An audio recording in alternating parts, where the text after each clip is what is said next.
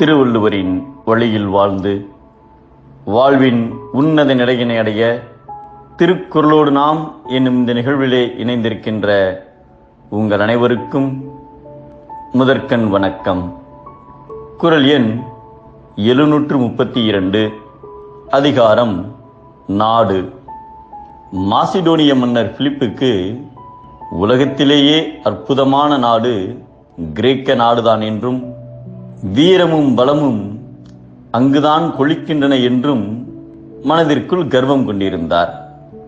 ஒரு நாள் அவருடைய அரசவைக்கு பல நாடுகளுக்கு சுற்றுப்பயணம் சென்று வந்த வணிகர் ஒருவர் வந்தார். அவரிடம் மற்ற நாடுகளின் சிறப்பை பற்றி கேட்டறிந்தார் மன்னர் பிலிப். பாரத நாட்டின் செல்வ வளம் பற்றி ஏற்கனவே அறிந்திருந்த பிலிப், பாரத நாடு எப்படி இருக்கிறது என்று கேட்டார். அதற்கு அந்த வணிகர், பாரத நாட்டில் அபார வளமும் செல்வமும் நிறைந்துள்ளது.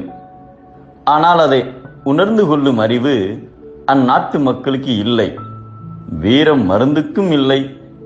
குதிரைகளை பார வண்டி இழுக்கவும், யானைகளை களங்களில் நெல்லடிக்கவும், கோயில் விழாக்களில் குழந்தைகள் சவாரி செய்யவும் பயன்படுத்துகிறார்கள் என்றார்.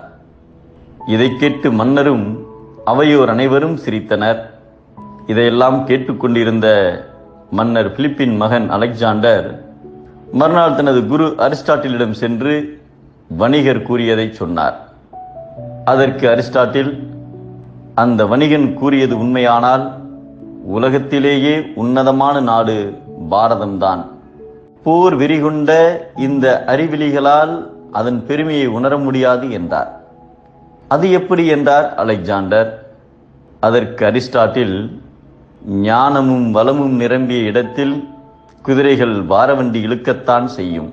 செல்வ வளம் நிரம்பிய நாட்டில் யானைகள் நெற்களங்களில்தான் பயன்படுத்தப்படும்.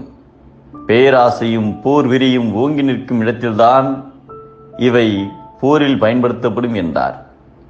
மிக்க பொருள் வளம் உடையதாய், எல்லோரும் விரும்பத்தக்கதாய், கேடு இல்லாததாய், மிகுதியான விளைச்சல் உடையதாய் விளங்குவதுதான் ஒரு நல்ல நாடு என்பதை பெரும்பொருளால் பெட்டக்கதாகி அருங்கேட்டால் ஆற்ற விளைவது நாடு என்கிறார் நம் தெய்வப்புலவர் திருவள்ளுவர்.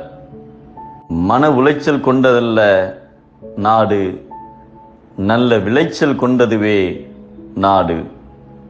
மீண்டும் அனைவருக்கும் நன்றி, வணக்கம்.